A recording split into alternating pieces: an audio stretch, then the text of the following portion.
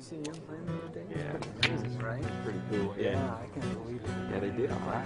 Hey guys, what's going on? Hey, how you doing? Good to see you. Yeah, good to see you. Hey, David, can we get Tom a beer, please? That's what I'm saying. It was pretty amazing, though. Yeah. Hey Jake, I've been going to ask, what have you been doing to your skin lately? Looks fabulous. Oh, thanks, dude. I've had some sun damage, and so I started this skin regimen with exfoliators and skin brighteners. Man, it's done wonders for my brown spots and my fine lines. And man, my buddies tell me my skin hasn't looked this great in years. I can totally tell. Where'd you find this stuff? I had a buddy of mine stop by, and he had some, so I started using it, and man, I've been hooked ever since. You know what? I can totally relate. I started using this eye cream.